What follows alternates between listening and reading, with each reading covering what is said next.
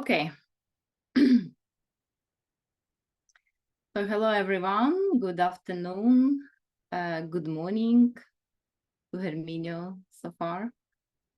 Thank you so much for your time. I know it's Saturday, maybe not the best time, but this is something we can also El discuss tiempo later. ideal para hacer esto, Arrange pero meetings on también podemos... this or any other date. This will be very interesting to hear your feedback. But welcome to our first StreetNet discussion club. This is very new initiative that we are launching today for the first time ever.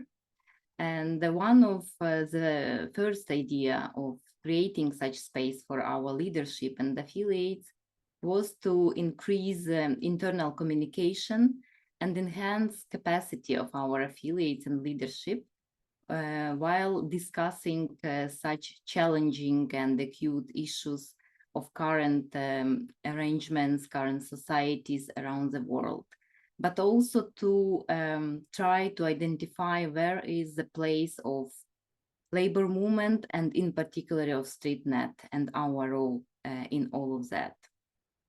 So this initiative is integrated into StreetNet's workers' education plan, especially for 2024. And of course, we would like to target very relevant for StreetNet issues, providing this opportunity as a political education and building workers' class consciousness, as well as identity in the national, regional, and international context. So this is exactly the international space of free thinking, where we can create the culture of respecting different opinions and enhancing our critical thinking while talking about major global issues and challenges, as well as opportunities.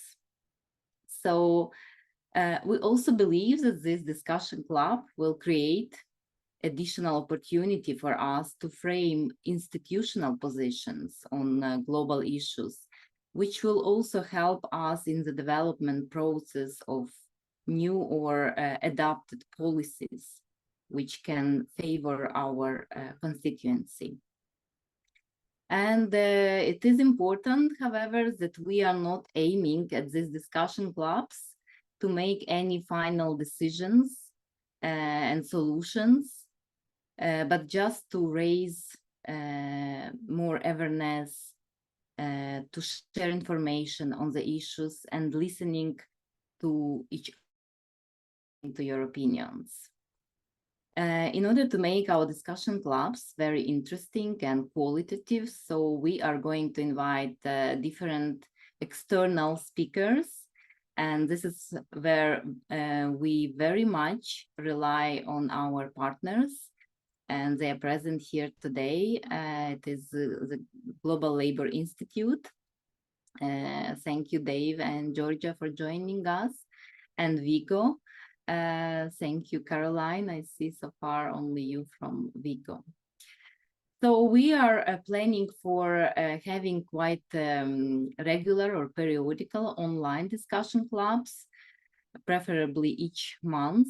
However, it will be communicated to you early each month about the exact date and the subject for the discussion clubs. So our desire is to provide the opportunity to all our members from all continents and regions. So we will try to provide interpretation into 4 of our StreetNet working languages, which is English, French, Spanish, and Russian. So, and today, as a very beginning of our discussion, we thought it would be useful and interesting to start from some overview of the year of events and expectation. That's why this topic for today's session is turning year challenges and opportunities for us. So for today, we have our speaker, Serhiy Taran, who is our consultant, helping us with the Street Vendor Barometer. creation and some media consultation. So he will introduce himself, and yeah, you can hear more about his background. But before we move forward, I think it will be very important that each of you introduce yourself quickly, your name, your position in organization, the country, and your expectations, if you have any, just like whatever you want, but very quickly, please, 1 minute, if maybe less. This will be very interesting for us also to know the geographical coverage we have today.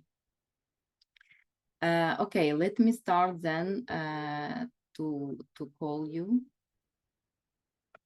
Whom I see, and Herminio, I see you as the first one, please.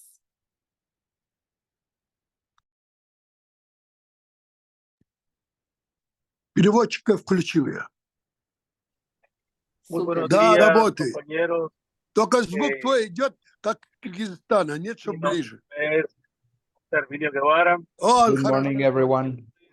My name is Herminio Guevara. Soy del Salvador. Hello, everyone. My name is Herminio Guevara. I'm from Salvador. I think this is a very interesting space where we can discuss our own issues. So we have a lot of topics to discuss, and we cannot cover everything in one go, but in this way we can start going through each of these topics and discussing them. For example, the topic of today, economic and political challenges for 2024. There's a lot to learn about that topic, and I'm looking forward to this discussion. Thank you very much. Thank you so much, Herminio. Jamal, introduce yourself, please, quickly.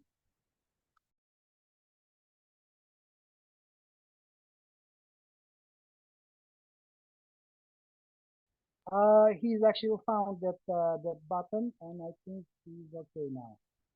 Sorry, Almas, we don't hear you well. So, how about now? How about? Yeah, it's a bit better. А не слышно разве меня? Но мы не слышали Алмаза.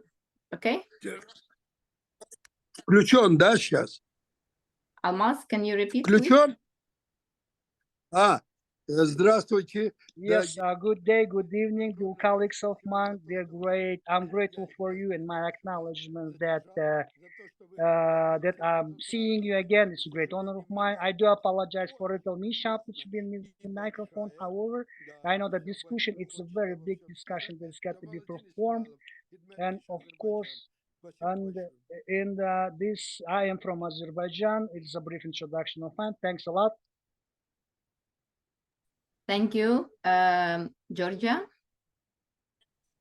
please.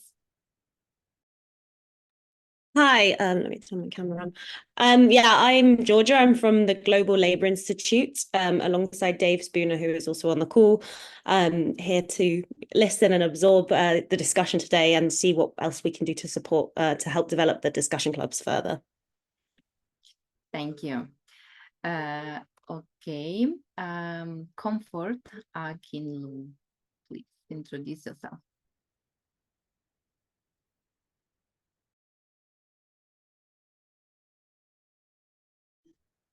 Hi, good evening, everyone. My name is Comfort Akinlewu. I'm from Nigeria, from Federation of Informal Workers of Nigeria. So that's the organization that I'm currently part of. And I look forward to learning a lot from today's program. Thank you. Thank you. Lotta Ben. Oh, okay, and thank you.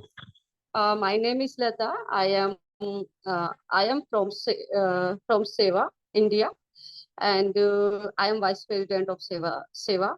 And my expectation is, first of all, now we are facing the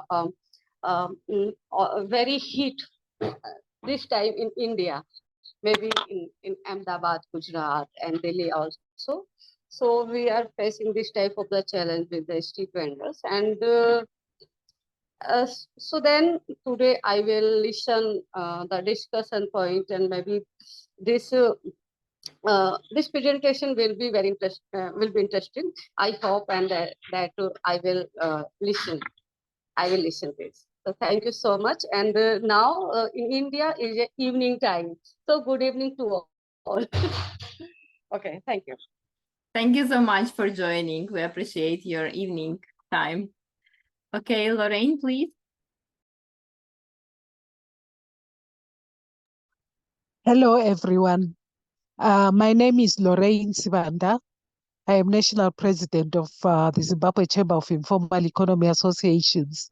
I expect that the discussion in these clubs will help us to have richer engagements, even with the national governments, as we lobby and engage for the betterment of our workplaces. Thank you so much also for joining us today. Comrade Banga, please.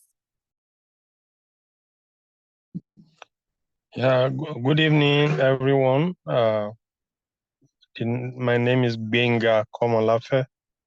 I'm the General Secretary of the Federation of Informal Workers Organizations of Nigeria, FION.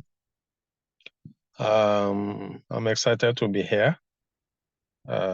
It's great meeting up with so many colleagues from all over the world. So I look forward to a very robust discussion about the issues that affect informal workers, especially street vendors. The team also seems rather, so we look forward to robust discussions and a lot of learning from the experiences of colleagues from all over the world. Thank you. Thank you so much. Caroline, are you here? Caroline Skinner.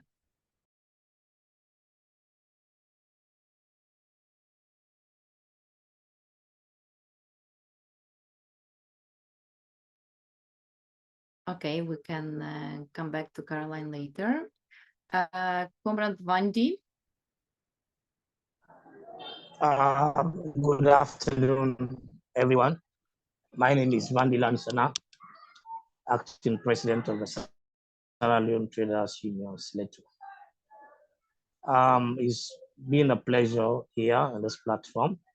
I think what I'm expecting here is to exchange ideas as to how we negotiate, we discuss, and handle issues affecting informal workers, and to form more alliance, partnership, and synergy, experience sharing on how to address issues of common interest. Thank you. Thank you so much. Dave? Hello, everybody. I'm Dave Spooner. I work alongside Georgia in the Global Labour Institute in Manchester. We've had it's great to be working again with StreetNet International, with whom we worked over many years. And so it's great to see you all again. Thank you, Dave. Jessica. Jessica, I don't know whether you will hear me. Yes, okay, you can go, Jessica. You can hear me, is okay? We can hear you. Yeah, we can hear you. Yeah, good evening from Uganda. This is Monica Jessica, and I'm the council member, StreetNet International, and the president of Workers in Informal Economy Network. Thank you so much. I'm expecting to learn new models of information flow. Thank you so much. Thank you. I see Glenda Network. I'm not sure who it is. If you can introduce yourself, please.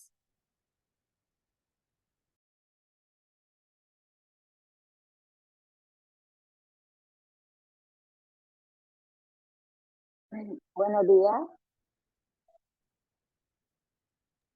Yes.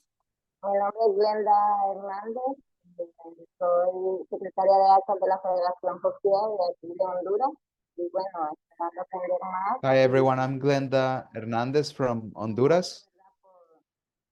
Los compañeros trabajadores del área informal y poder aportar y apoyarles a ellos I'm happy to be discussing with my colleagues from the informal sector. I'm hoping to learn from all of you, but I'm also hoping to add some value to this discussion. It is a pleasure for me to be here. Thank you so much for joining us. Jean-Paul? Good afternoon, everybody. My name is Jean-Paul Hagenimana. I'm Vice President of C3SC Rwanda. Thank you. Okay, thank you. And I see Carlos Kaiser.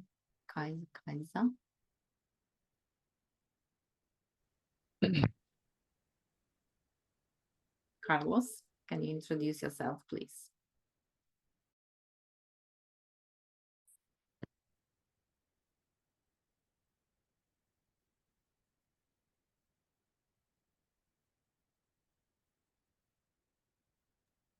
Okay, Carlos doesn't respond. Caroline, can you hear us now? Caroline Skinner, we want you to introduce yourself.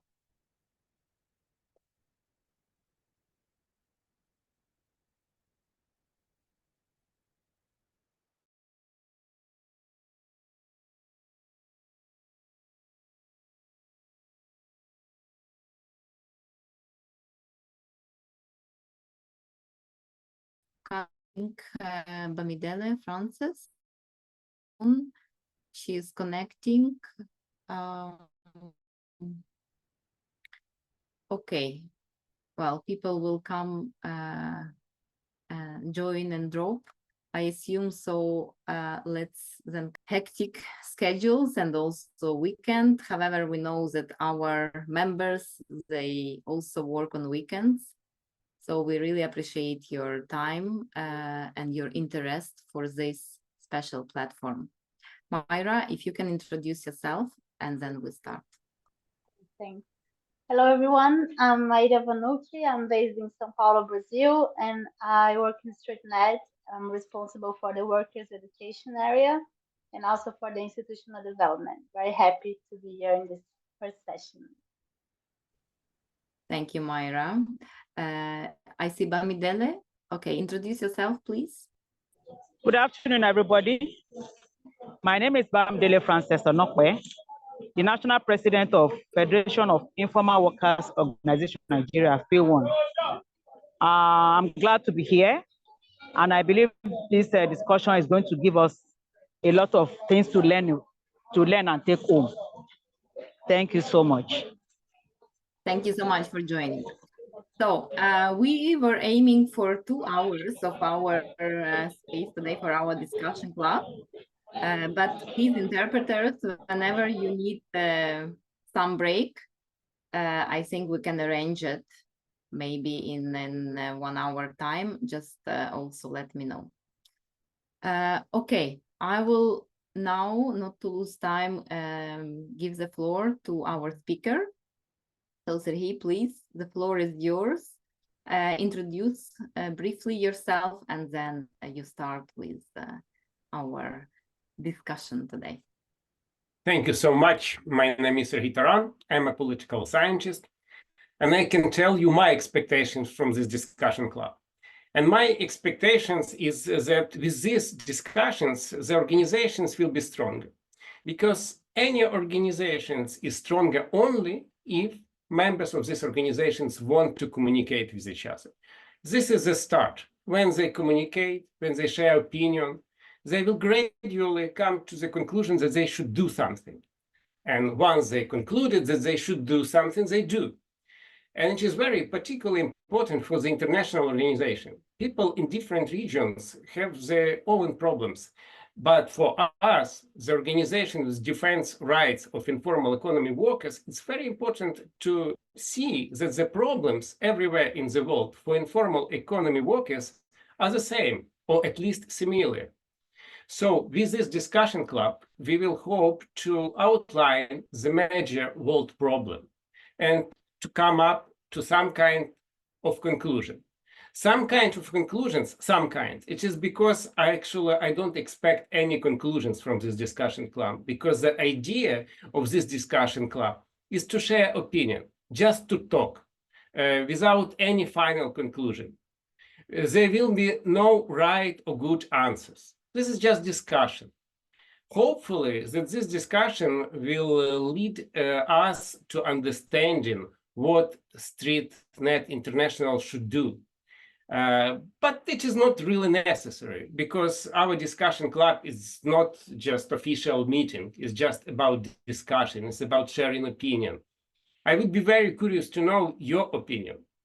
The worst scenario for this discussion club, if you would have only one speaker, that would be the worst scenario. So please don't agree with me.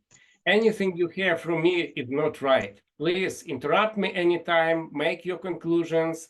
I will try even to provoke you to do so, because the idea of this discussion club is just discuss without any final conclusion. So our first topic, as Oksana already pointed out, is turning year, the turning year, political economic challenges and opportunities 24. So I will outline major challenges for both politics and economics for this year. I will just outline. I will probably also will bring some questions that can be discussed in this discussion club. And then hopefully we'll have discussion. So please participate in this discussion. It's very important. So the first challenge that we have to discuss is the world inequality. We know that, when we are talking about economics is not really fair. And there is a huge inequality around the world in assets, in wealth, in income, distributed among individuals and countries. And that is not really news. But what is news is that this year we have increase in global poverty, increase in global inequality. I am citing here the World Bank. This is organizations probably not very sensitive to social issues, but even they are talking that in last years there is increase in global poverty. Here are the numbers, and we see that in 2022, the extreme poverty, for instance, in the world increased, as measured by international poverty line of $2.15 from 8.9% to 2019 to 9.7% in 2020. So there is an increase in global inequality. And there are some factors that can be related to this. And of course, the first factor is COVID, because it led to increase in economic inequality. It disrupted economic development in many regions. But also there are some other factors: wars and conflict, economic calamities. All of this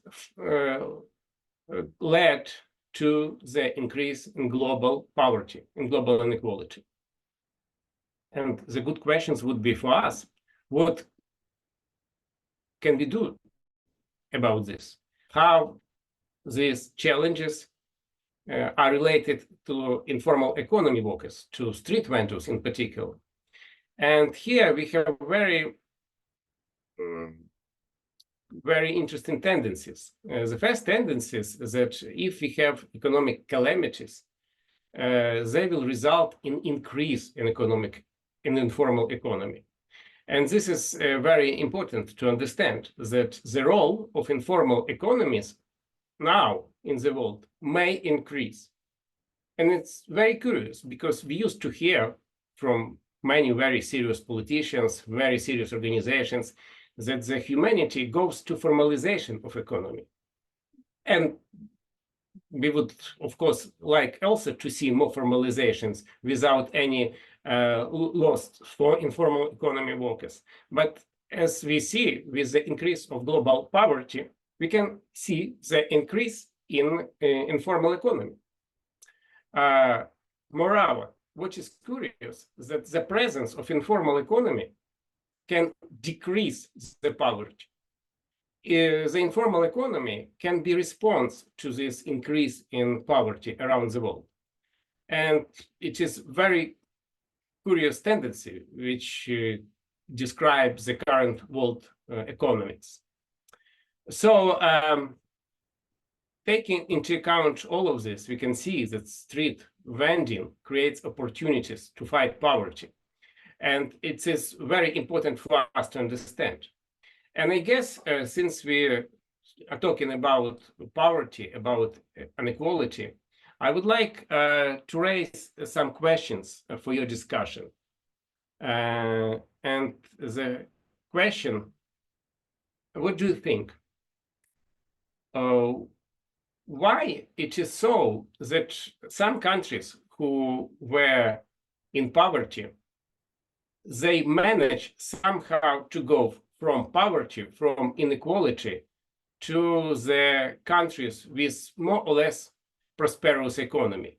What are the factors that helped these countries to achieve economic success? Was it the government, the working movement, maybe some international factors?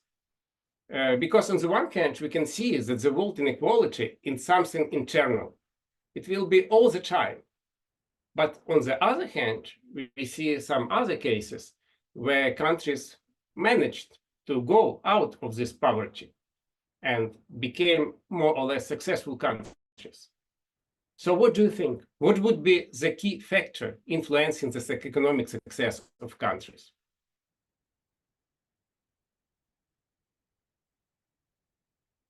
Hello?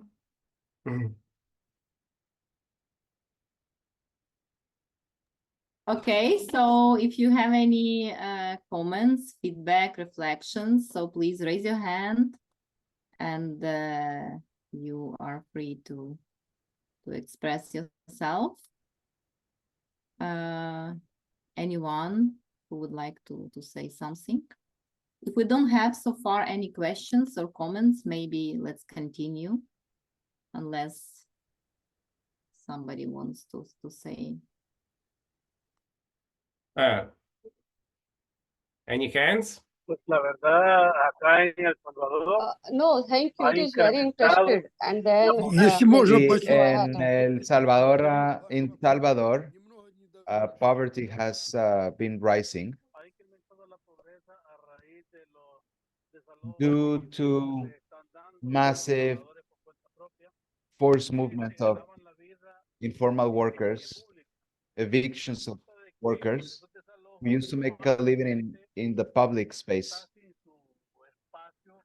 Basically, if the government removes them from their working space, they lose their main sustain.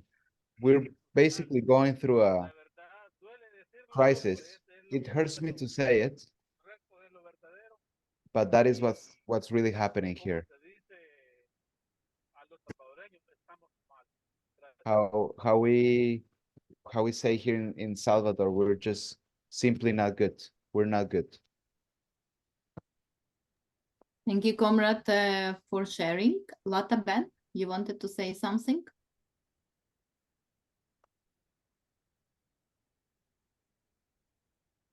I am not sharing something, but I am thinking more because this topic is very interested and we are thinking, I am thinking also about our country, what is the region. So then I am seeing the many and I am thinking many times, maybe the corruptions and places, vending places and government and local bodies of the leadership, local leadership, and maybe political agenda. So we are many angles of the poverty and inequality. So we are thinking about this after listening this topic. So it is very interesting and useful topic. Thank you. Okay, thank you so much for your reflection. Jamal? Yeah. What I would like to say, first of all, is that my point of view, that there were a lot of opinion that Sergei said that informal sector is being decreased, decrease in poverty. However, we can agree with that one because not certain governments, but many governments, they are actually thanks to their, like say, economic situation, because they have at least some kind of work, even if it is informal work, it is still work. And this is informal sector is actually not being attacked by the government institution, which is and turning the legalize all those informal sector as a result, which is being they are actually the government actually closing their eyes on those illegalities. But however, I can definitely say this does not solve the problem. However, and including in Azerbaijan, for instance, in other countries as well on a global level, and the disastrous climate changes, climate goodness, that's actually lead to the different types of the like disasters, like as we were saying, calamities as well. So, and you know that the rains, torrential rains, gusts, for instance, like hailstorms, etc. Of course, it destroys the working place in the way with the windows they can actually be performing their activities, making their bread. And as we can see, on a global level, these kind of issues are actually increasing on a certain basis, on a constant basis, and and we can definitely say that the situation with all those hotbed of tensions, for instance, we're talking about like war in Ukraine, of course, it's been held. It is disastrously will impact on the million of the people all over the world who are living in the Ukraine itself. That is why the most important issue. That's my duty to highlight this issue in order to prevent these kind of perspectives, whether it is good or bad. But we have to inform our allies, our partners, that there could be certain types of the losses. That is why you have to find a plan A, plan B, plan C, in order to would have some kind of, say, emergency situation to be sorted out in certain types of situations. Thanks a lot. Thank you, Jamal, for your very interesting opinion. Yeah, you already went ahead of our other issues that we are going to discuss today. So I see Comrade Wanda and then Myra. Serhi, is it okay if we collect more feedback and then you react, okay? Okay, Comrade Wanda, go ahead. Oh, but introduce yourself, please, because you missed the introduction part. I will be very brief. I'm Wanda Chiwambala from Malawi. I'm the General Secretary for Malawi Union for Informal Sector. What our comrade has said is very true. There is this world in equality. One of the things of which we feel that what is happening is that, you know, we are talking about informal economy, which is the biggest employer in a lot of these third world, as Malawi, because the informal economy is 89%, while the formal is 11%. But when you are talking of the social security, they are not covered. So with this, there is a lot of problems of which we feel that if there was social security, which social protection, which could also cover the informal economy, that could be a plus to people who are in the informal economy.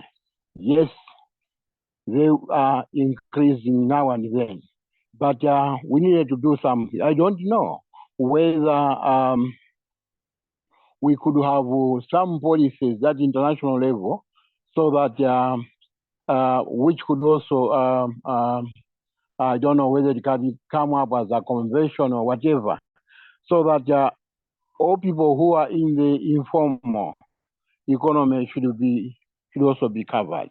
Yes, the other issue of which we have also noticed is that when you are talking of this climate change, when things happen that the climate change is through cyclones or droughts, people who are in the formal economy, they really will suffer because there is nothing that they could follow on, because even their businesses are affected, and as a result, they do not have any other capital which they can support their businesses.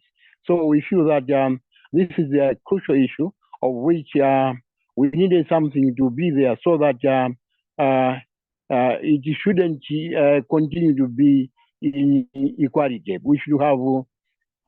We should be equal people. I feel that which should be done if it is possible for a global, as you are talking of this world, if the world can come up with something which would also back up people who are in the formal economy. Thank you very much, I submit. Thank you very much. I also would like to highlight that now we are currently discussing inequality. Other issues will be presented later, where we will invite you also for your feedback and comments, just for the sake of time issue. Okay, Myra. Thanks, Oksana. I will just add a reflection from my own on this matter that provokes me.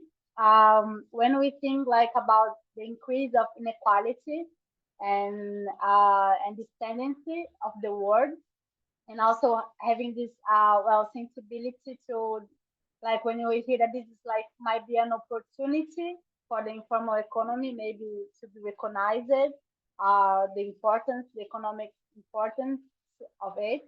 It brings to me to bring this global debate that is there, because of course, when all these calamities, economic calamities that are there in the world, how much they threaten the formal market and how much they increase the informal market, and how this also threatens the economic market, the global markets to work, because if you don't have people that earn money, salary, they cannot consume, and if they cannot consume, this might crack the economy.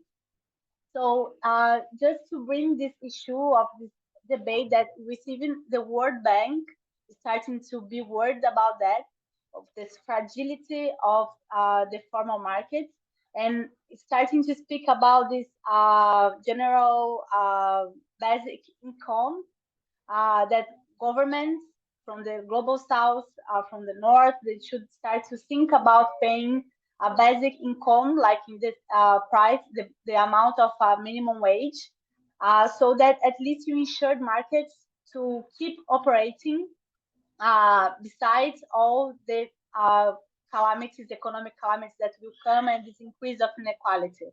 So this is when we can get close to think about an opportunity of us to align our speeches and our advocacy efforts to think about that. How much this inequality increase means that the world economy has to make efforts to keep alive, and how much a basic income could be something very similar to what we are fighting for, like when we speak about social security for informal economy workers and so on. So this is just a reflection that this matter brings to me, and I wanted to share with you. Thanks. Myra, I think for basic income, we will need to dedicate one discussion club just separately. Okay, so Comrade Wanda, I think it's your previous hand. If you can please put it down. So, okay, Serhii, over to you. Thank you very much for your reactions. And thank you very much that you already started to talk about other questions that we are going to discuss. It means that we pick up the right topic. And the topic addresses what actually worries you. And it's very good. From on your answers, I clearly see that we realize that informal economy is very important for economic development.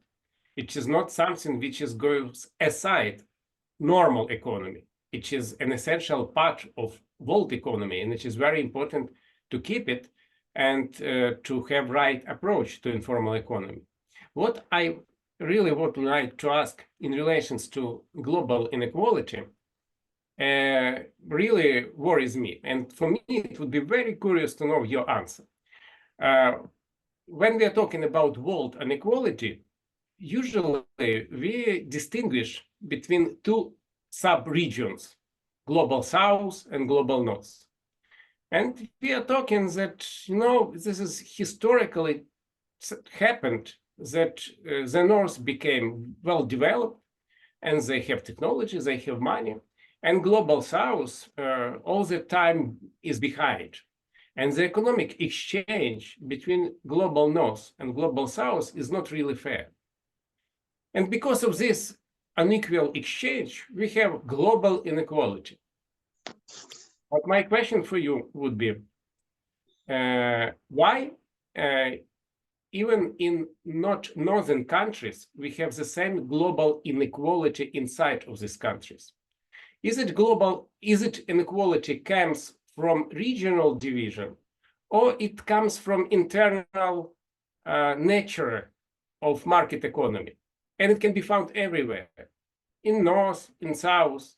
And global economy, and global inequality is not about regions, it's not about geography, it's just the nature of market economy. So my questions would be, when we are talking about world inequality, is it about relations between states, or is it about relations between different classes inside of countries? I hope I was clear in my question, but I would like to know your answer, your opinion.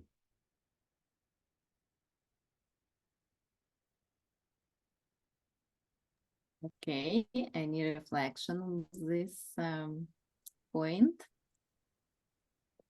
You can also write in chat if you want, so we can bring this points. I see Comrade Benga, go ahead. Yes.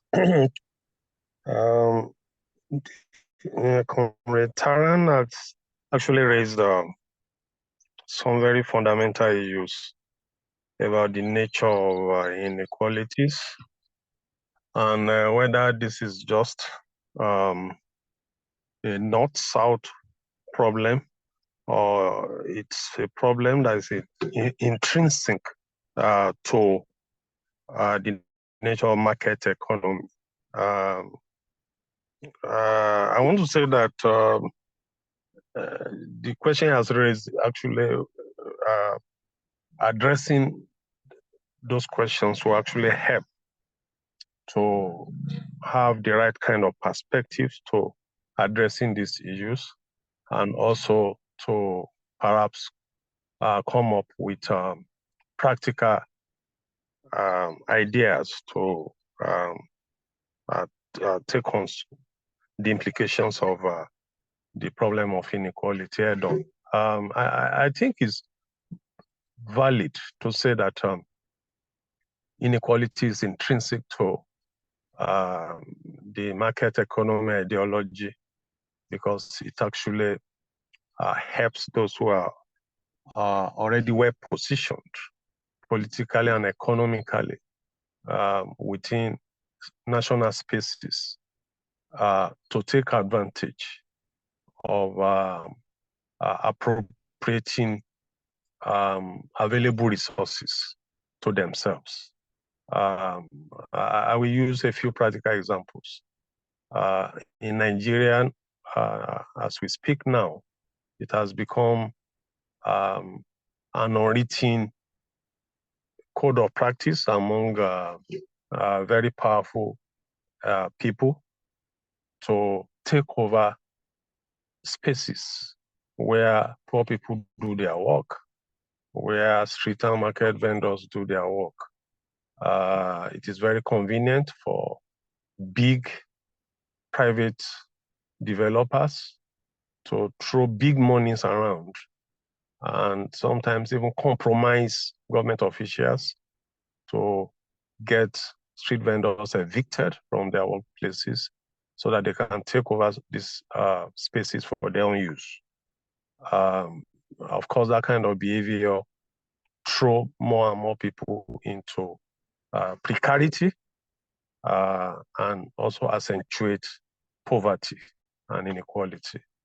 But it's also valid to say that the North-South divide is critical to addressing the issue of inequality because countries in the global South historically have suffered disadvantages in the way economic structures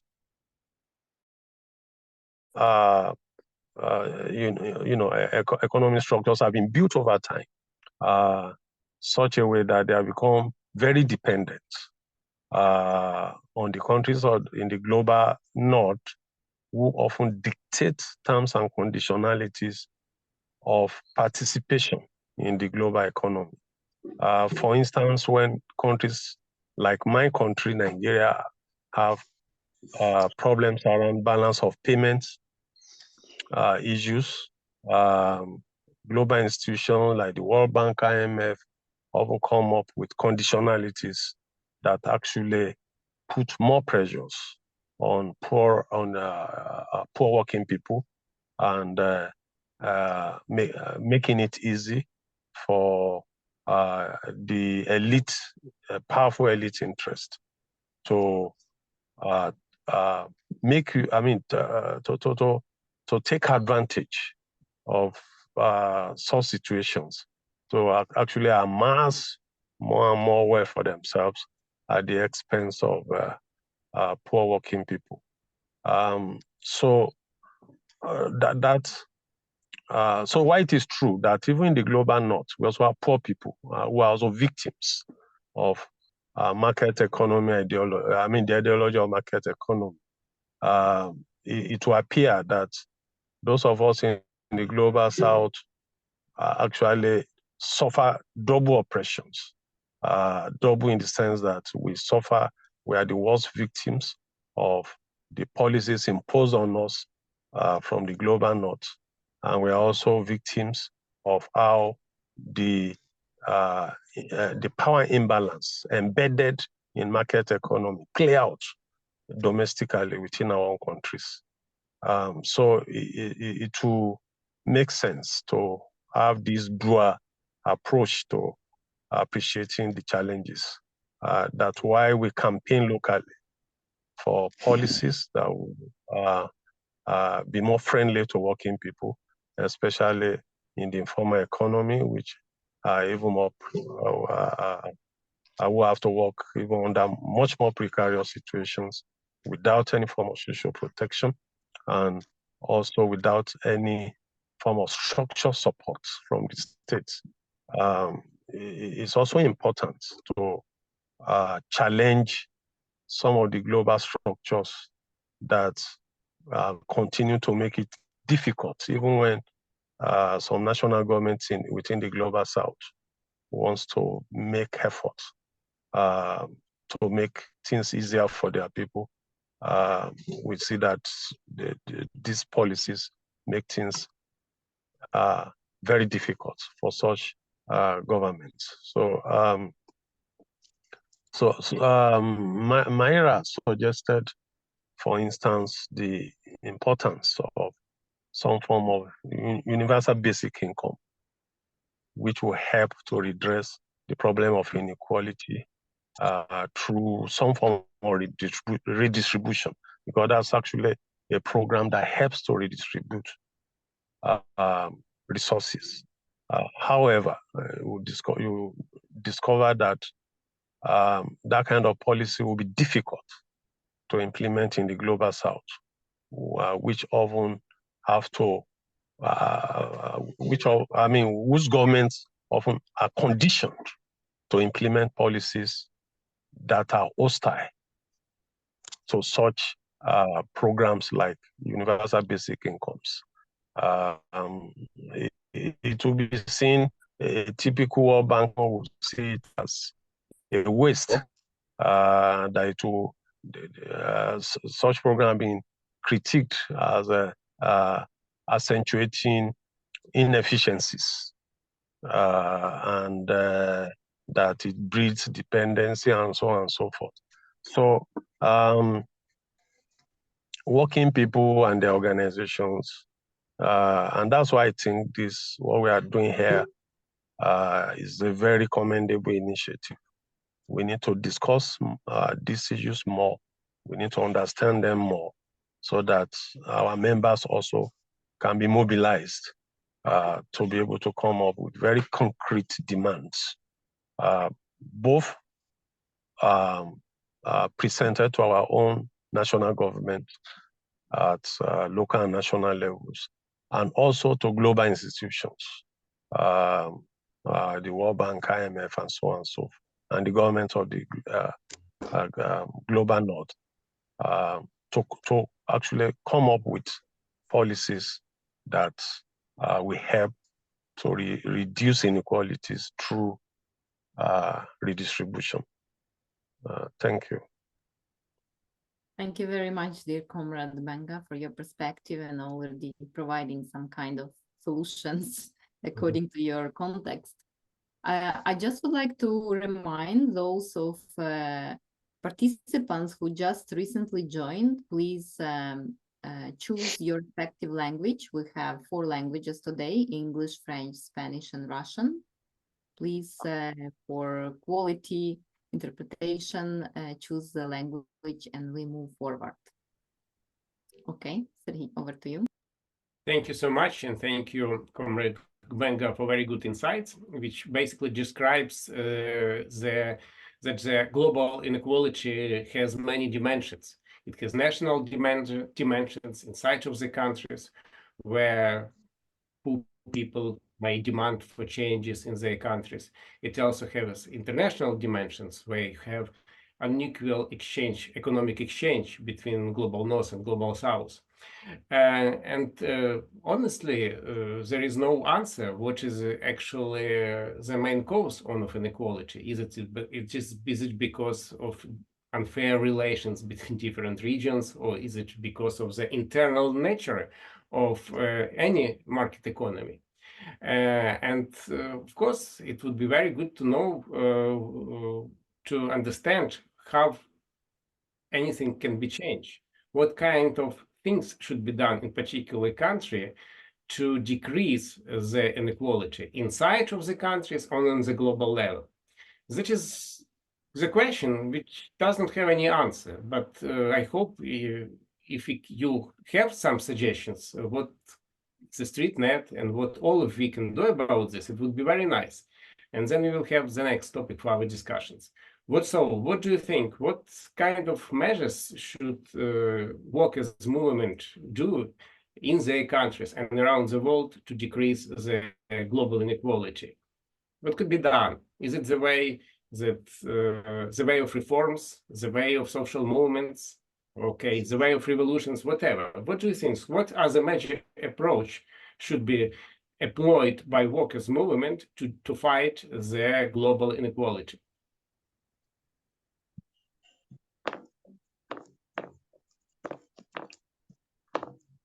I also would like to remind about time to our speaker and to our participants.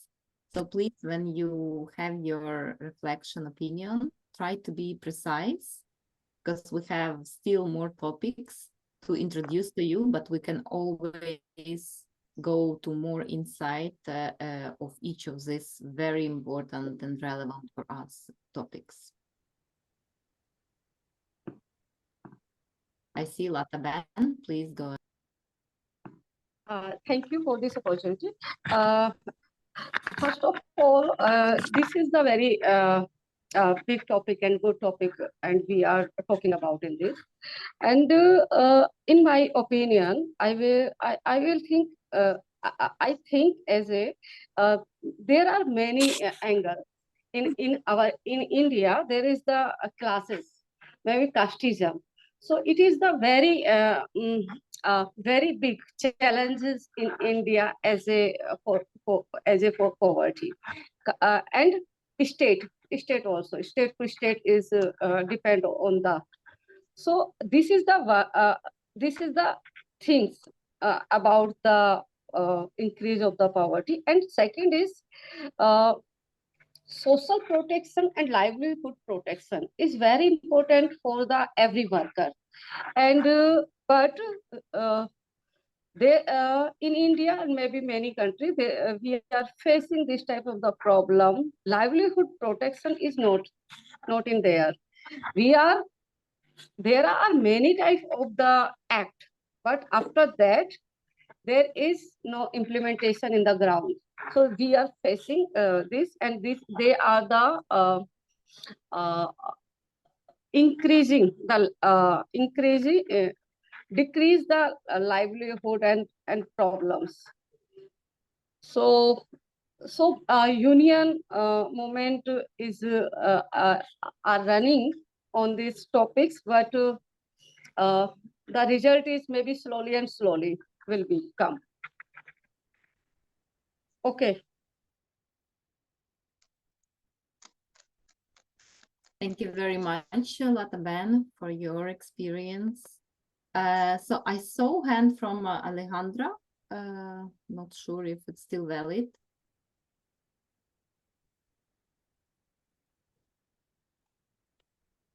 Alejandra, are you going to say something? Yes, go ahead. Buenos días, gracias. Hi, good morning. Thank you, Oksana. Yes, I think this is a very important topic at a global level, economic crisis and poverty.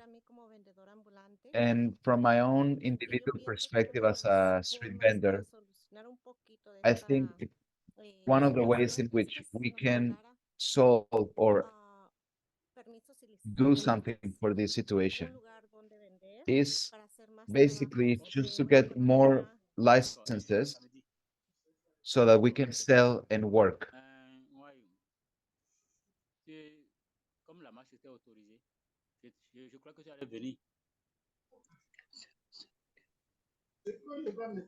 Sorry. Who is speaking now?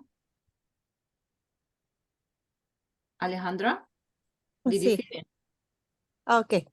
Yes. Sí, para tenernos en una economía más formal, yo pienso que So I was saying that a concrete step that we can take on this big issue of inequality and poverty is to grant more licenses for street vendors to have a space, a safe space where they can carry out their commercial activities. It gives us security and dignity. And let's say we are confronting a lot of problems out there in the streets. So this is a relatively simple solution that we can push and promote as street vendors. It will help us directly, and it will indirectly generate more decent works. Thank you. Thank you so much, dear Alejandra, for your input. So I don't see any other hands. I just saw in the chat from Sister Jessica the input. She says organizations of workers in informal economy should use power resources approaches and lobby for the recognition of these invisible workers to be regulated and legalized as workers too, so that they can cover can be covered by formal arrangements. Thank you. Sergey, over to you. Yeah, thank you so much for your input. And now I would like to move to our next topic for our discussions. And this topic is about security. Security, which became very acute issue this year due to wars and conflict. And the first war is the Israeli and Palestinian war, as we see, doesn't assume a quick end. And this is going to be an endless war. But now it's became bigger and it can go beyond the Gaza Strip. If the war can be spread to other countries and can involve other countries, and it became very, very dangerous factor for world economy and politics. And it is very acute issue for our organization as well, because informal economy in Gaza Strip has always been a complex and challenging issues. Even before the war, there were no true so-called formal economy in the Strip Gaza region. It was always kind of semi-formal. But the problem that with this war, the people who are working there, they're one of the first victims of any violence. And they are in a very, very difficult situation. That is a huge security challenge, which can also involve other countries.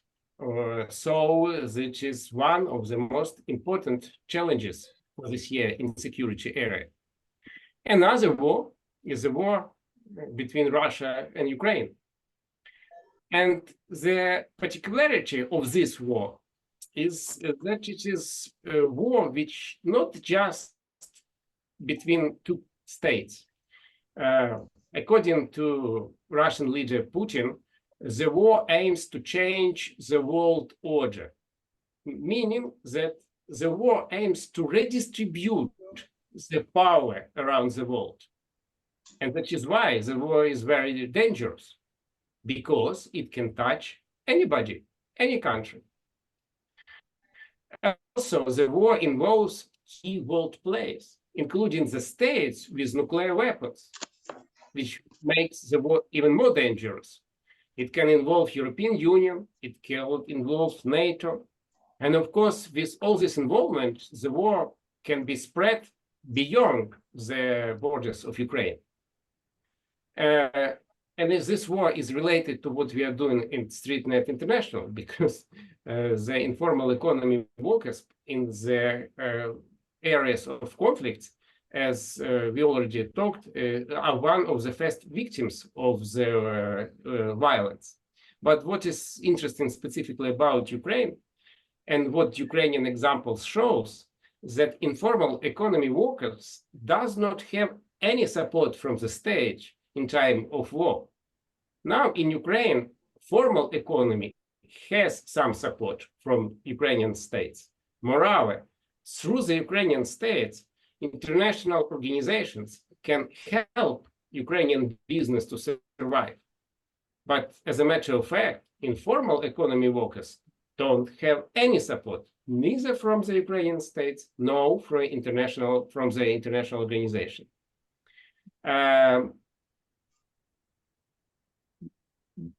If we look at entire world, we would see that Israeli case and Ukrainian case, unfortunately, are not exceptions. I here can show you the picture demonstrating that a number of conflicts and wars around the world increase. And that is very interesting, if I can use this word, observation and statistics, because after the end of Cold War, there was a general expectations that we came to the stage when states will not fight with each other, because there is no reason. There is no ideological reason between states to fight with each other. So there was a huge expectations after the Cold War that we will have more peace in the world. But as we can see, that new wars appear, And a number of wars and actors using the violence from year to year increase. The big questions why? I hope you can discuss this in the discussion sections, but there is no clear answer. Because if we think, for example, the war happens due to economic crisis, but it is not the case, because the wars are not always related to economic crisis. They are not always related to the fact that many ethnic groups. The war is not related to any clear cases, and I hope in the discussion sections we can discuss why we have the increased number of conflicts. Another challenge for security, it's so-called Trump factor. In a mute. But you also have to mute. How do I touch that? The Trump factor basically is not just about Trump, because it's not just about the US. The challenge is that the candidates to American presidency, Donald Trump, is promising that once he will be elected, he will withdraw the American influence around the world and will focus only on internal domestic American problem. And I know that for many people, probably it would be a good news. But the question arises, what would be the extent of American influence around the world? What are the other actors, other states that can take place of the United States in the world? And by itself, this change of power in the world can produce more calamities, more conflicts around the world. Because if we don't have one clear leaders, probably we will have several leaders competing with each other for world leadership. And that is why the Trump factor is a security factor. Another things related to Trump factor is that he promised to fight immigrations inside of the United States. And he is intending to take measures that would lead to increase of informal economies, particularly among immigrants. And one more important factor, he also promised to cut social expenditures. But all of this, it's a kind of domestic American problem. But the biggest challenge for the world security is that if he implement his strategy, the world will not be the safest place, the safest place. And taking into account all these challenges, we can conclude that informal economy workers are the most vulnerable to violence. But at the same place, we can say, at the same time, we can say that informal economy can provide security, food security for areas where we have conflict. And we can see that with this number of conflicts, many official international organizations cannot help to people, but informal economy workers and street vendors can help, because they can provide food in areas where nobody can go because of the war. And interesting things that on the one hand, we have the most vulnerable, one of the most vulnerable part of society, informal economy workers, with vendors who are suffering because of the war. But where is this group can provide food security in the time of the war? And it is very important.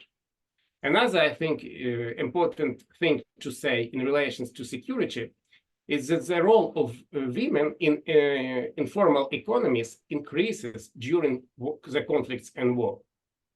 And it's very important for us to take into account, particularly because the gender issues is very important for our organization. So Here, I would like to stop and ask you some questions related to security. And the first questions would be, what do you think? Why a number of conflicts around the world increases from year to year? Why?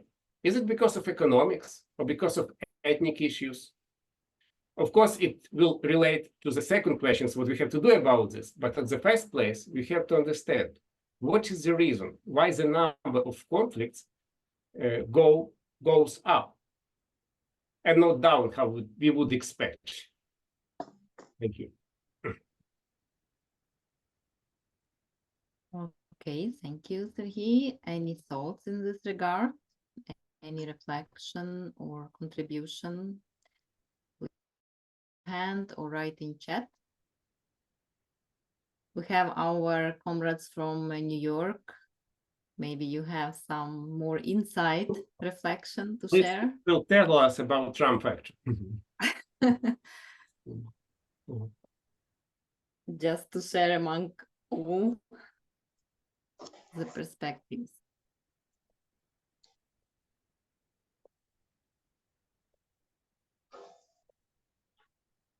Okay. Okay, I see Jessica. She says to me, I think conflicts increase day by day, become of self-interest of countries related to the economy of the country and powers to dominate others. Thank you, Sister Jessica, for your Jamal comment. wants to say something. Yes, Jamal, Jamal and then Alejandra. Please, Jamal, go ahead. Yeah. Да, вот эта тема очень This глобальная. subject, it is global issue, and we're talking about a conflict or war. This is the reason why it's happening. Людей это самое And страшное. the subject of that people are suffering. It is endless issue because the great Karl Marx, and in his time, he's highlighting the course under in his work, the capital, that the work will be increasing around the capital. And the big capital does not like the power of other countries, of the neighboring countries, and they will be executed because the World War II is actually after it has ended, and right after World War II, the Anglia, England, and other countries actually secretly agreed to fight against her. It always was, it always is, and always will be, because history is actually repeating. And simple people like ourselves is actually are the one who is losing. However, the strong people, powerful people, they will be the one who actually will be like gaining their incomes, profits from this kind of activities. There are hundreds of thousands of people, for instance, as of today, from the sector of Gaza. They are being killed. As you know, the 35,000 people, they are, what do you think? They are rich people? No, they are like normal people. Or in Ukraine, as you know, there are a lot of villages that are actually been left without people. Who is it their fault? It's not their fault. It's not the fault of simple people. That's why I consider that the one actually related to another. The issues are actually related to each other, and what we have to do from as a StreetNet International to develop like work on elaborate on official letter in the world. Actually, this kind of practices have been performed by the other countries. That the state as a trilateral, bilateral agreement to organize the procurement of the food or products or garments from the villages, from the distant villages that suffered, who are suffering from the war conflict or hotbed of tensions, in order to that the products would have been procured from them, and the people, simple people, would have been earning their income. This is the simple factor that they consider is, and from this kind of official letters, we can actually address to the powerful countries to help the local indigenous people, indigenous population to work in this question. There's the local people, as I was saying, indigenous people, they are simply not capable to distribute their income, distribute their products and garments around the world, even in the neighboring countries. That's why the government's got to be involved in that more actively. So that is why I think that we have to address issues between the and support those street vendors and informal workers who are actually willing to perform this kind of activities prior to the war in order to where those people have gone. We do not know where did they go. We do not know where they disappeared. Just God knows what kind of activity, where they are now. So, and what I think is that we have to highlight these kind of issues on the permanent basis and work on this as much as we can. And he has actually broke up, I think. I thought that he broke up. Thank you very much, dear Jamal. So I would like to invite Alejandro, then Ustaz, and then Они им временно для рекламы нужно что-то продали, эти государства, где люди очень-очень тяжело жили. Вот элементарно, Оксана. He goes back. So, and also he is saying that the people who are living in the poverty, they actually the ones that got to be like paid attention in order to be supported by the local governments with their activities and such. Thank you, Jamal. After Herminio, I would like to ask our interpreters if you need a short break, like 5 minutes. So please. Oh, that would be very beneficial. Thanks a lot. Okay, so we have Alejandro now, then Stash and Herminio, then we have 5 minutes break for our interpreters. Go ahead, Alejandro. Sí, gracias, muy amable. Yo considero desde mi punto de Thank vista, you, Oksana. From my point of view, war and conflict has been going on for centuries. It is nothing new. Unfortunately, it affects informal sector workers the worst. I think it has always been tough for small businesses, but they do get some support. Where there is absolutely no support is for informal economy workers. Very sad to see people getting affected, losing all their income and knowing that they have to sustain so many of their family members. I did listen to about the Trump effect, and it is certainly concerning.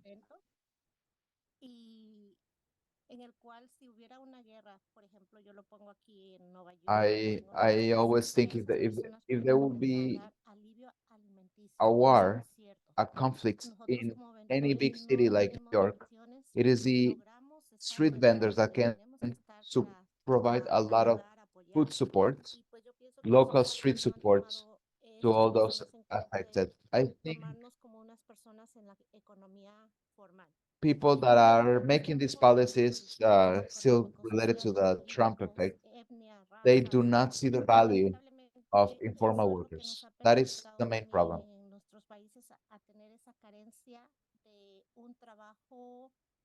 That goes all the way to our own countries as well, not only in the US.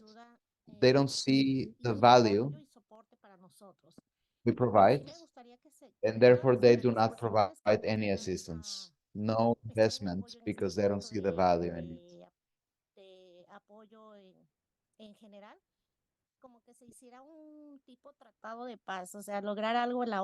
I would love for all international organizations that are somehow related to this will make a statement or will make some sort of international agreement, someone, let's say like UN, in support of informal workers around the world, especially in conflict zones. Thank you so much, dear Alejandra. So I don't see Stash anymore as hand. I think the hand was put down. I will move to Herminio, please. Herminio. Thank you. I'm ready. Well, basically, in my opinion, all wars are for economic reasons. I cannot think of any war that does not have some implicit interest, economic interest of a few individuals or a few groups. This results in the poorest of people paying the cost of war. And the poorest of people are members of the informal economy. So it is the informal economy workers that are affected the most of any kind of conflict in any region. But I do believe that any war has an economic reason behind it. In the case of El Salvador, I can tell with all certainty that public evictions are going to increase. I actually want to emphasize that El Salvador is an atypical case, and I would like to propose the idea of having the Salvador case as a topic to discuss in this club one day. There has been massive public evictions, and we have no answer, no solution on how to deal with it. As my colleague Alejandra was saying, it would be great if we can bring this topic to United Nations. That would be great indeed. However, we are under a precedent, under an authority that does not acknowledge these international organizations. We refer to UN meetings as just big fancy meetings to gather and drink coffee. And you can check all his public speeches and statements online, and you'll see that what I'm saying is it's true. It is very strong. It is very concerning.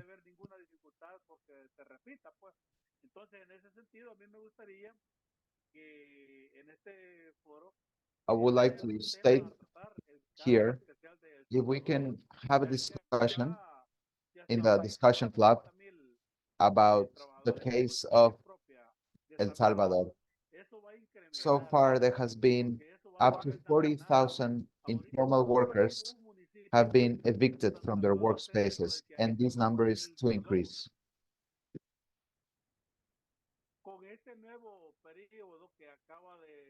With this new period that has just started, with the government, this number is going to increase trifold probably. And there is no solution in sight. And there is no satisfactory answer to the workers. And I appreciate Oksana and the team if they can take into consideration my proposal to include Salvador case as a topic of discussion in the club. Thank you so much, dear Comrade Herminio. And I see that Comrade Banga is also supporting your input, saying very correct. Herminio, wars are promoted by few powerful people, and poor working people suffer most during wars. I also saw earlier input in chat from Comrade Banga, saying most conflicts can be tracked back to problems of social and economic inequalities. The more people are in desperate situations, the easier it is for overambitious people to mobilize on the basis of latent differences, like religious and ethnic differences. And one comment from Asavako, Comrade Bernadette, saying that, in my opinion, conflicts are increasing much more because of economic factors. For example, in the east of the DRC, Democratic Republic of Congo, with the M23 war, the motivation is the exploitation of minerals. Okay, I would like to propose 4 minutes break now for our interpreters. Please don't leave the meeting. We are here but we really need to respect our interpreters. They're doing great work, and only one person per per meeting.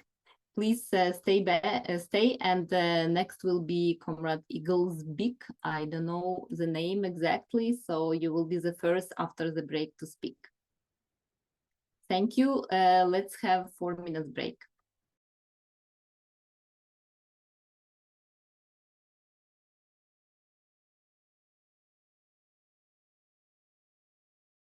Джамал Самаев, салям алейкум. Здравствуй, Тамара, здравствуй. Здравствуйте, ребята. Как вы там? Все живы, здоровы, все хорошо? Ара, у нас сейчас перерыв. Здравствуйте. Да ничего. Слава Богу, вот прибежала Хорошо, с вы работы тогда по-быстрому. пообщайтесь. Мне надо отойти немножко. Давай. Оксанушка, привет, привет. Рада всех видеть. Все живы, здоровы.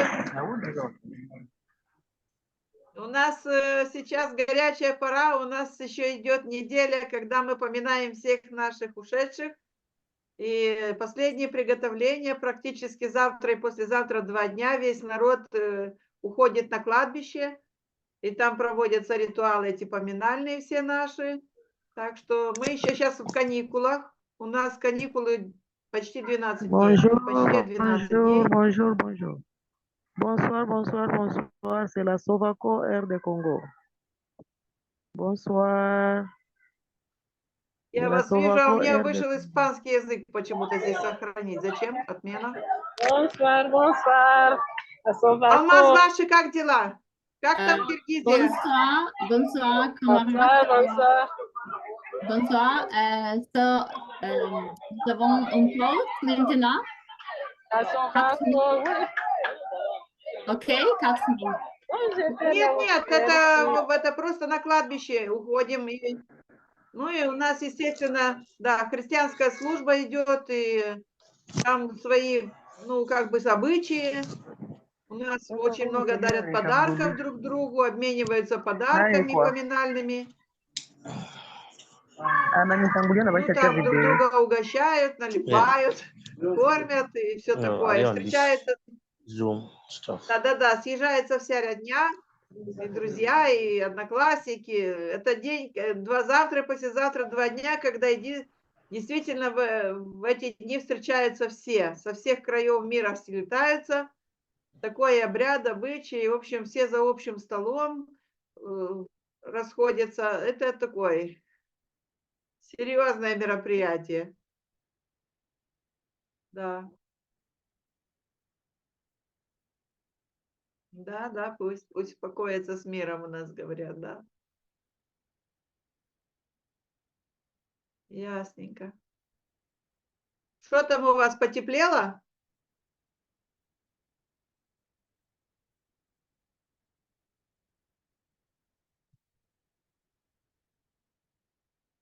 Да, у нас тоже так.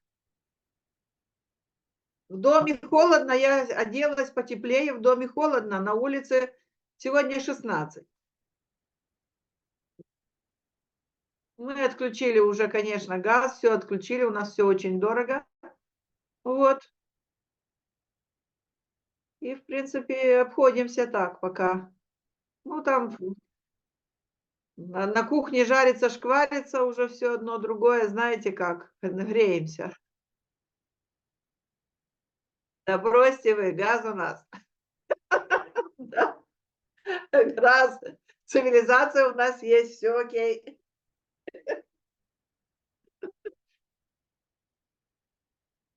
Но надо вкуснее. Мы ходили на 9 мая, был День Победы, у нас тоже очень много мероприятий, у нас совместно с Днем Европы было. И получилось, мы пошли на парад, потом был концерт, посвященный Дню Европы. Всего в Молдавии осталось только 32 ветерана Великой Отечественной войны, живых еще. Вот. И после этого поехали на дачу шашлык жарить, там уже на дровах, конечно, все вкусно, хорошо. Да, шашлык, овощи запекали, такое вот, и отдыхали. Да устали, каникулы 12 дней, это слишком много. Школы отдыхают, садики почти не работают. В общем, Вся страна отдыхает почти, потому что эти дни, которые ходят между праздниками, люди на работу, они эффективности никакой не дают. Все бегают по магазинам и тратят деньги. Подготовка к очередному празднику. Ну вот даете 12 дней, а? 12 дней. Да, с ума. слушай, Джамал, мы устали, я уже заколебалась. Ты Так знаешь, вам и нужно. Работать надо. сколько можно пить и Работать кушать? надо. Сколько можно? Okay, let's come back. Тамара, Так, вы все, выбрали свой ребят, язык. папа. Тамара, вы на русском, да? Вы слышите Едем перевод? дальше, работаем дальше. Okay, is everyone back? Let's Я resume вас our... прекрасно слушаю, все отлично, все нормально. Okay, Да, okay. давайте. Let's resume our session to finalize the meeting for today, the discussion session for today. And is everyone from interpreters back? Yes. Almaz, Dmitry, Fausto? Everything is okay. Okay, so we can start. Yeah, 10-4, 10-4, Roger, Dodger. Okay, so Can I would talk? okay, because I saw your hand was down. Yes. Now we said Eagle's Beak will start, and then you will be after Eagle's Beak. Okay. Okay, can I talk? After Eagle's Beak. Eagle, okay. Thank you. Okay. Thank you. Okay, so please, I'm not sure if I pronounce its name or it's just nickname, Eagle's Beak Technology. Please, can you speak now? If you are here.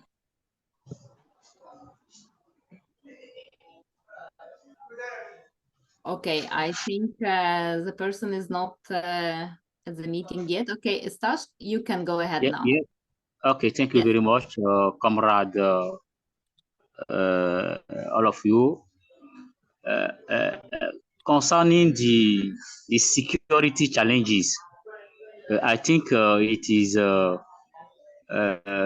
mostly concerning the religion issue.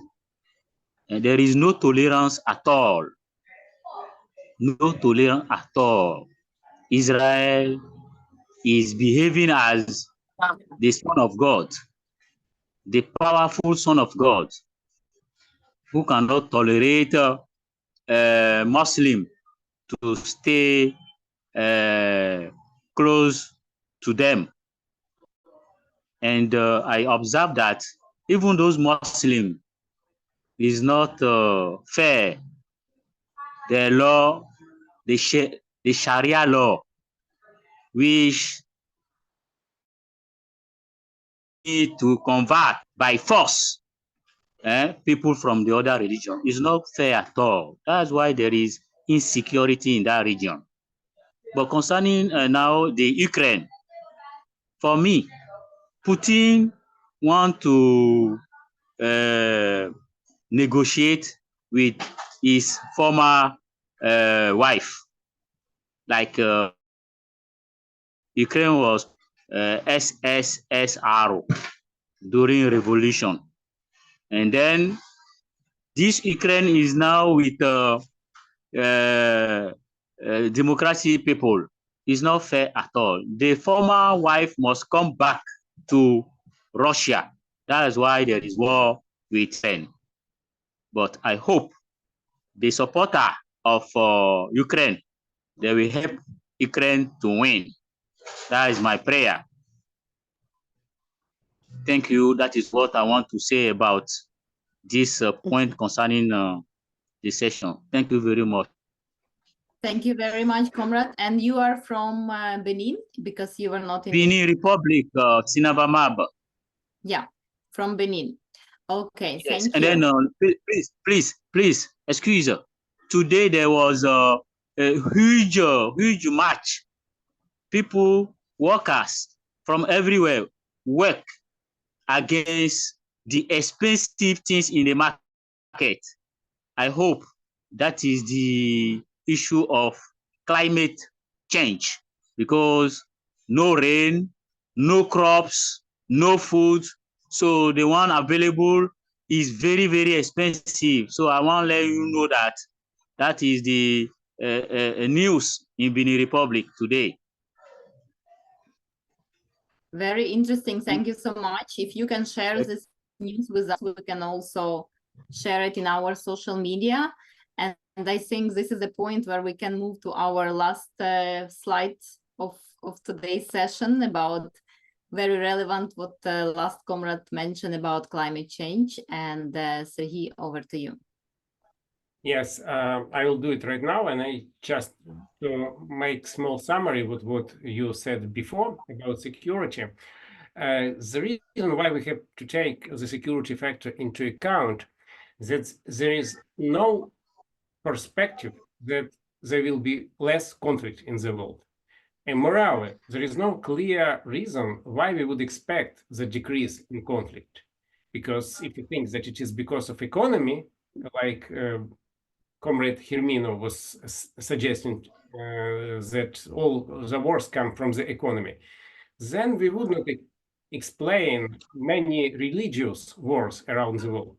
Many acts when people simply die for their countries or for their ethnic group or for their religious group. It has nothing to do with economics. But nevertheless, economical reasons sometimes drive the war, and it is also the fact. The problem is in which way economic growth can drive the war. Because on the one hand, we can say that if we have more prosperity, we would have less war. But example in many countries and around the world proves different. Proves that economic growth sometimes related to the increase of the war, because we have high competitions our economic resources in time of economic growth. Moreover, many social revolutions inside of many countries happened not when there was economic decline, but where there was economic growth. It's so-called modernization theory, that saying that if you have economic growth, you have more conflicts, more political conflicts, and on the international level, you have more wars. So the security becomes enormous challenge for current world. And of course, it's related to informal economy workers, and we have to take this into account while we are doing our work. And now is the last topic. The last topic is climate change. Why we are talking about climate change? Climate change basically says to us that geography matters. Geography matters. Why we are saying in this way? Because we used to think that economic prosperity results from the institutions, from right institutions inside of the countries. Which is to say that if you have democracy, if you have right government, you will have prosperous society. But climate change shows that, it's not only about institutions, because climate change may target differently different parts of the world. And in some countries, like the Global South, you would have much more dangerous consequences of climate change. And on northern countries, you will have less dangerous consequences. So it's not up to internal institutions of these countries to fight poverty. We have to take at least geographical factor into the account. And particularly, it is important because economic prospects for today's poor countries will be disproportionately vulnerable because of climate change. But on the other hand, we have this opinion that we should have the same rules regulating climate change in rich countries and in poor countries. And how climate change can be related to what informal economy organization is doing. First of all, the climate change must be taken into account in economic policies.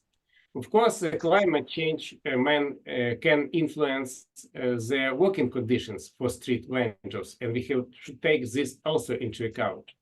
And the climate change may influence migrations around the world. And first of all, it can influence the migrations on the global south. And this also should be taken into account. So, but now, when we are talking about climate change, we know that one of the most acute issues is environmental issues. And I would like to ask you, for our discussions, to ask you one question. What do you think?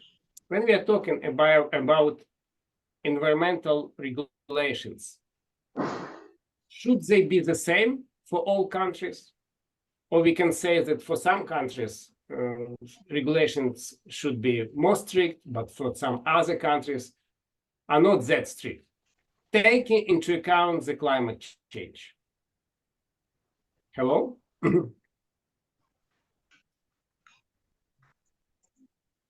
Oksana?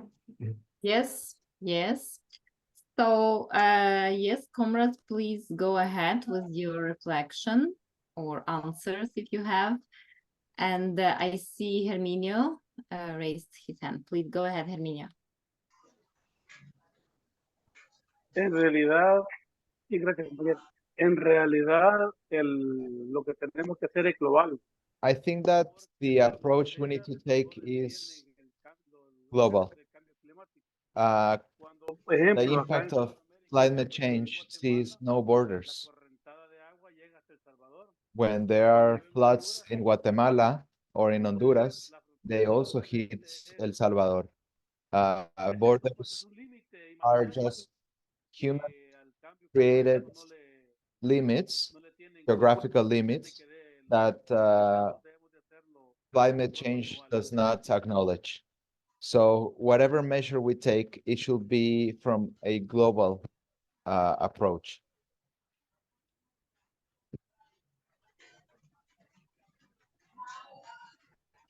Thank you for your input. I see Alejandra. Go ahead, please. Sí, gracias nuevamente. Yo Thanks pienso again. I agree with Herminio. I totally agree that the approach to climate change should be global. Recently, only a week ago, I saw a documentary on Japan, a very clean country, very clean cities. And of course, I would like to have a law that globally applies the same pressures and the same rules as the Japanese apply to their people. I used to work myself in a house, cleaning in a house, a European couple from Switzerland and Ireland, and they always used to recycle and follow a specific discipline in terms of how they manage their waste. And I've never seen that in my life because we do not give it importance. We're not educated on the topic. But then I see how it has an impact on us.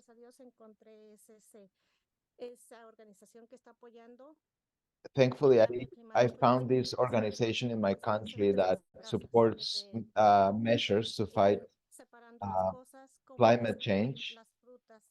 And we are learning how to individually, in our own context, do what we can in terms of recycling, managing waste, wood, plastics, metals, etc.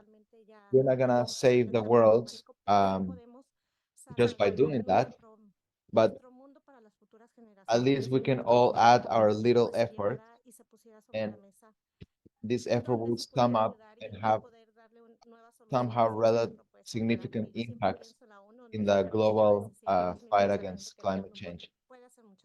I always believe that at UN level, a lot of regulations and policies can come to be, and I hope it happens this way. But everybody has to add individually in order to have a global approach.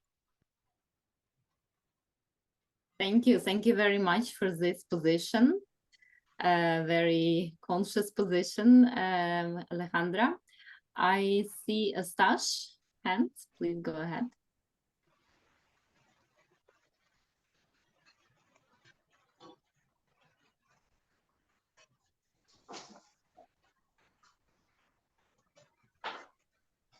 Comrade Stash, can you hear us?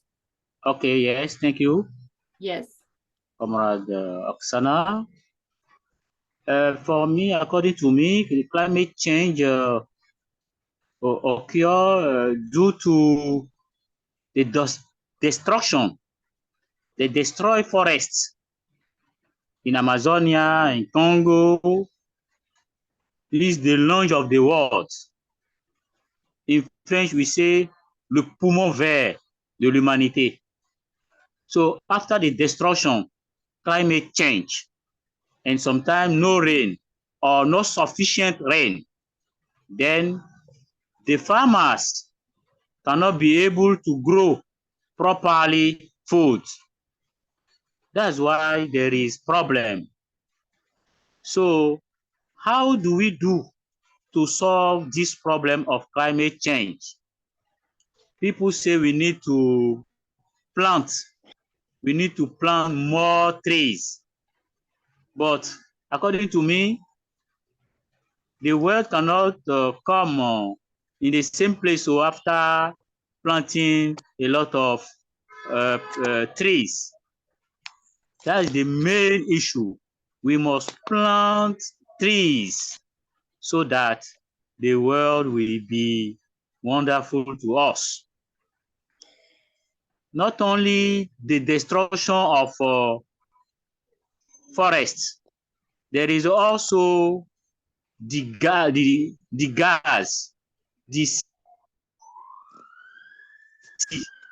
CO2. In French, we say the gaz à émission de serre. That is gas carbonic. The smoke, they are emitted into the atmosphere, bring also climate change.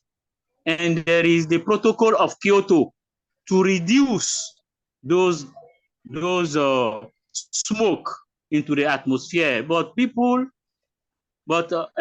mainly the country like USA, Japan, they must produce article, they must produce manufacture goods.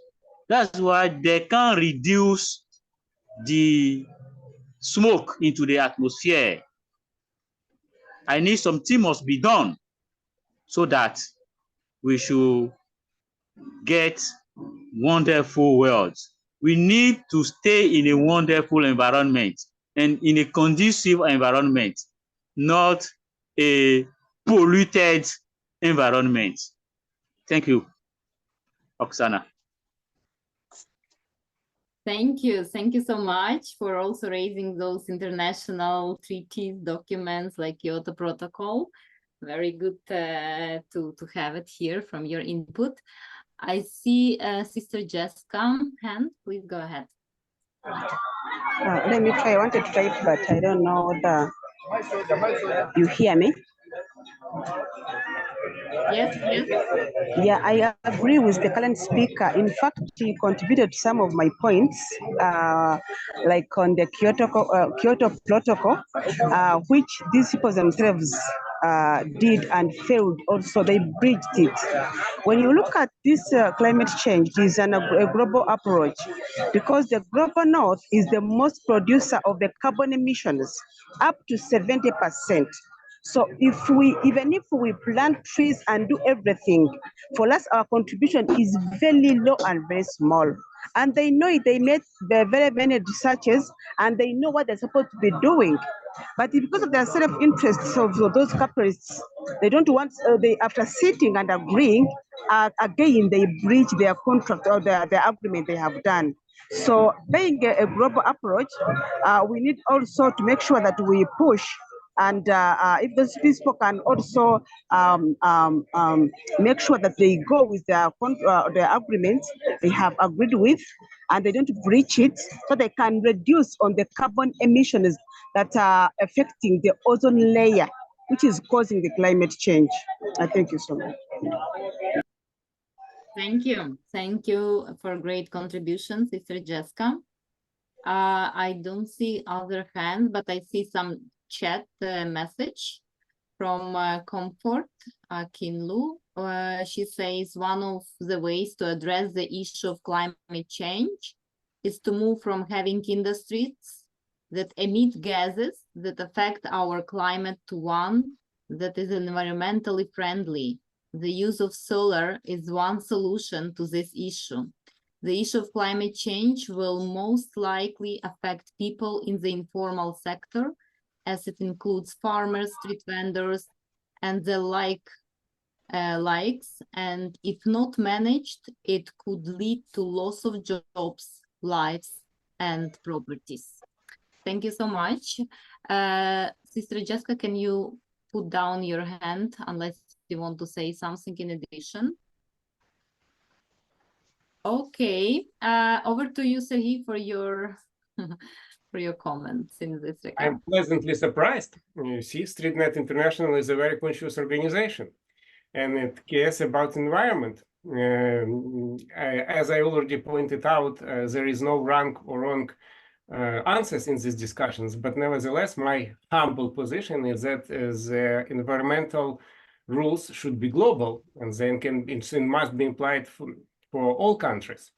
However, sometimes we hear that they should be applied selectively, because we can hear from some government that, you know, because of climate change, we have to have some set of rules for developed countries and another set of rules for undeveloped countries, because these undeveloped countries had to develop their economy to make sure that they would get the same economic development as developed countries, and only then they can use the same environmental rules, which will be very difficult, of course,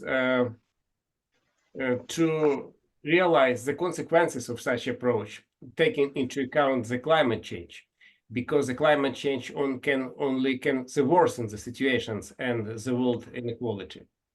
So basically, we are done with our main topics of discussions. Then we will have to talk about next topics. And before I give floor to Oksana, I would like to thank you everybody for these discussions. It was exciting for me to talk with such broad audience. Unfortunately, I cannot see all of you, but it was really interesting to know what you think.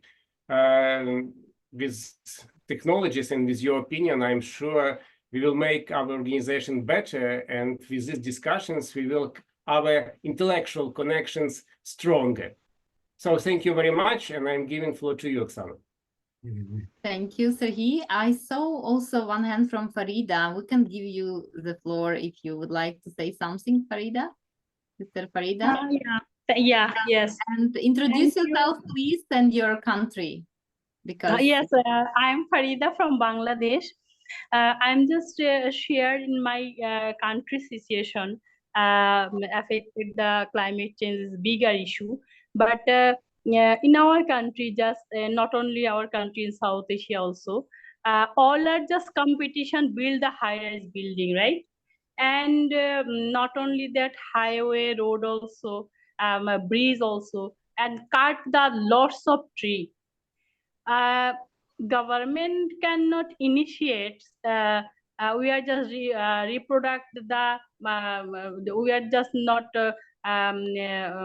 grow the tree, right? All trees cutting the tree, and competition is the day by day build the high-rise building, and developer company, they are win their business also, right? So every country, not only is a global issue, this every country can initiate and make the policy also, right? And lots of, we are just affecting lots of carbon also, lots of garments factory and other factories in our country. government have policy, but not monitoring system is valid, right? That's why we are just affected. And every country can make a policy and maintain that strictly also, right? And monitoring system monitoring system is strictly maintain the monitoring system. We just survive sometimes. This is my opinion in our country, not only ours, India and others, South Asian country also. They cannot maintain the, they cannot follow the law, and government also not monitoring strictly, right? So every country can initiatives reduce the carbon and survive the climate change situation.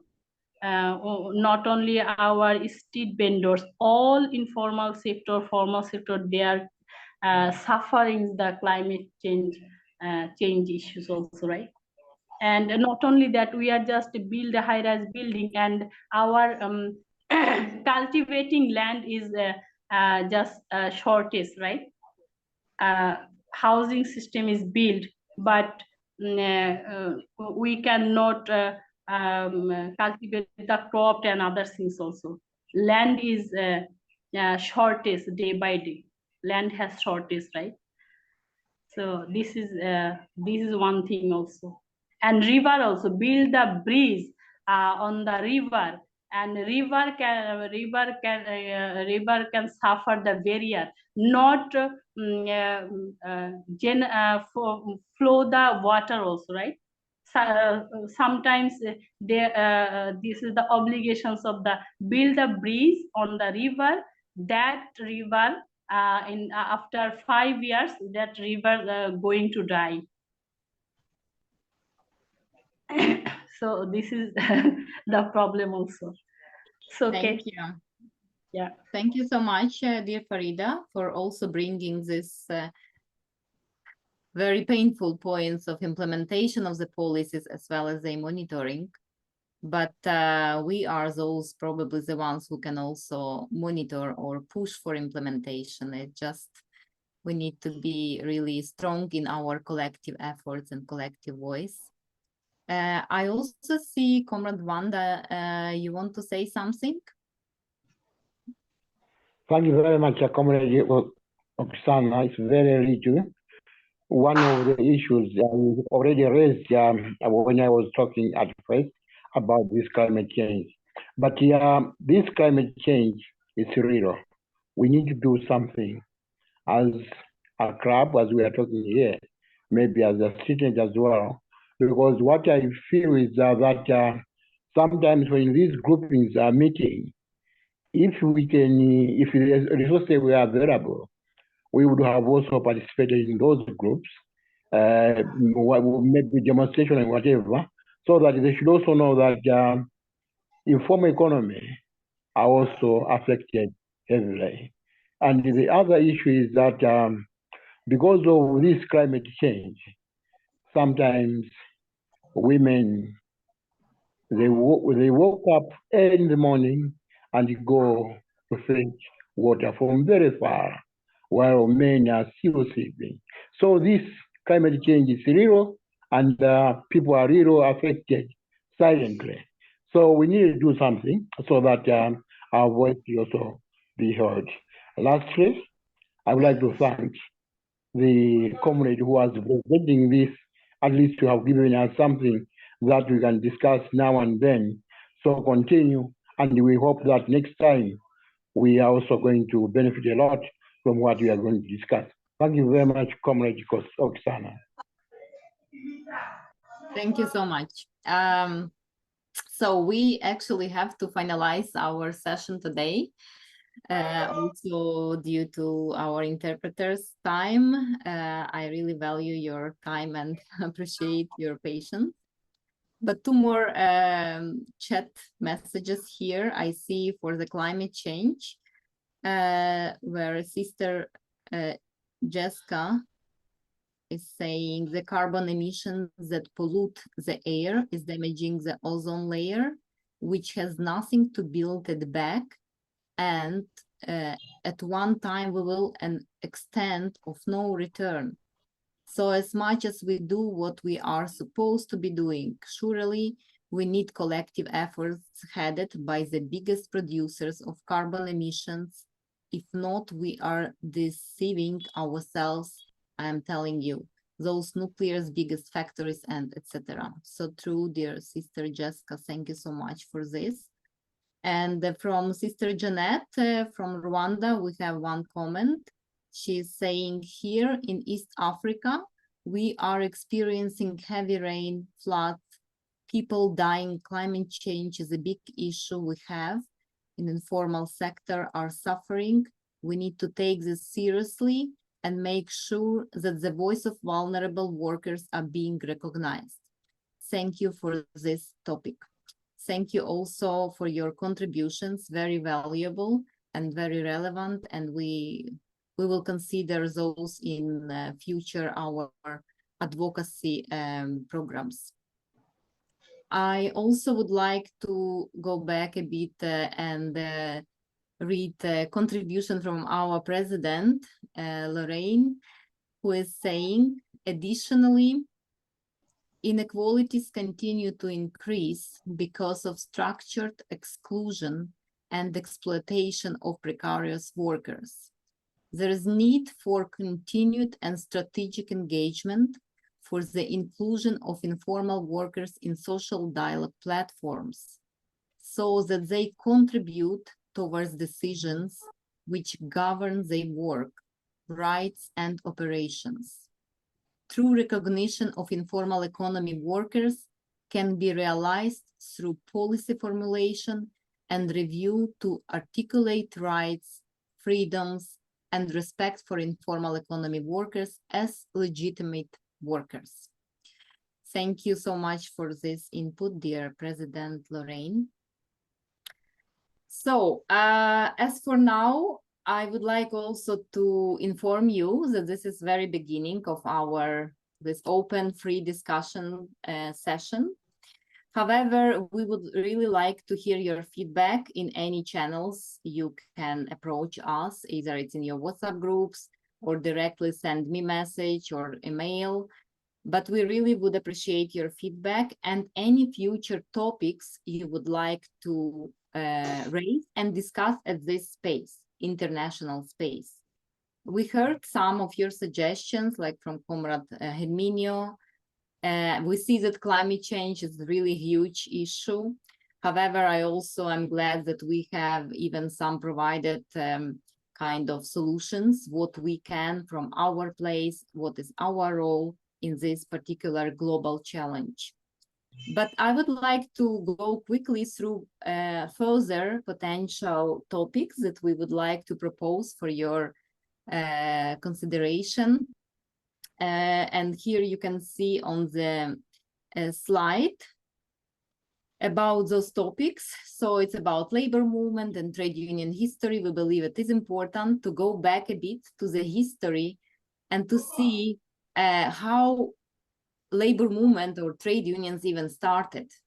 Because before there were no formal arrangements for formal workers, they were all informal, but how they became formal.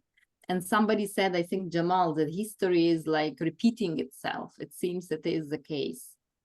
We also would like to bring the point and topic of internationalism and worker solidarity building. Main challenges of the world political system, the role of international organizations in the international system, what are our also opportunities and limitations along with any other international structures, environmental issues and economic development, we can continue within the climate change context, technological progress and labor rights, from poverty to prosperity, successful and unsuccessful cases of countries or cities of modernization, new age of social media and information, challenges and possibilities, and artificial intelligence, how it will impact our life, where we are and what do we do. I believe you also notice how artificial intelligence is growing. So what will be the perspective of this also from our side? Anyway, it's not exhaustive list. It's not limited to your suggestions and contributions. We really would like to hear from you, your particular concern, and if we see that it's quite relevant among all regions, so we can bring it to the table and to discuss it.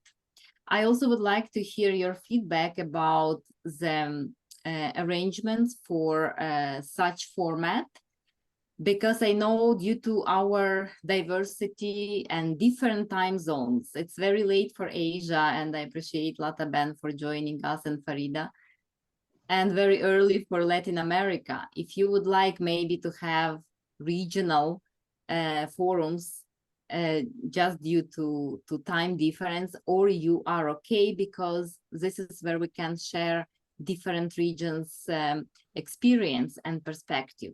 This is something we would like to hear from you as well for our future arrangements for such discussion clubs. I also believe we will have very rich conversations each time, and it will bring us to higher level of consciousness and how we need to act or react to different international global challenges. I would like to thank all our participants, our interpreters, our speaker, and of course to Myra for helping in arranging this discussion club, and our partners. I think they already left from Global Labor Institute and from Vigo. But yeah, this is what we have as conclusion today. Sergey, you would like to say something as a final word, or you are okay? I am okay, but I hope we will continue the discussions in our next sessions, and we will probably have to bring more acute questions, fostering big discussion. It's very important to know what you think, and it will really help a lot to StreetNet, and it will help to enforce our work and our efforts to defend informal economy workers and street vendors. Okay. Thank you so much, and till next time, we will inform you about our next discussion club, the date and the time, as well as topic. Thank you, and have a great day or the rest of the day. Thank you so Okay, much. if you can open your video, we can take some picture of our participant. I want to take picture. Well, I will do something. Okay.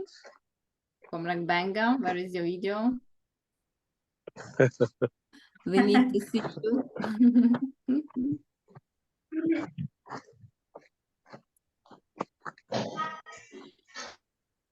Okay.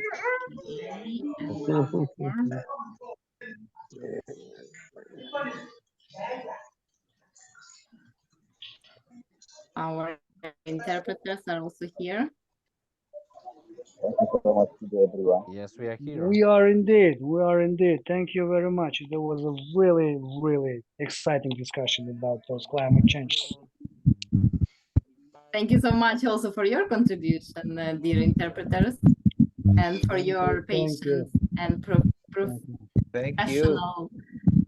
approach. Thank you, Fausto, Dmitry, Almaz. Bye-bye. Great. Have you taken a picture, Oksana? Yeah, I took. If you took, it will be also good. Thank you, Sergey, Oksana, and our affiliate organizations. This is very great session. Thank you. Thanks a lot. Thanks a lot. What a great honor of mine. Thanks a lot. Okay. Okay, bye-bye. Take care. Bye-bye. Всего доброго всем. Bye, Au everybody. revoir. Ciao. Ciao.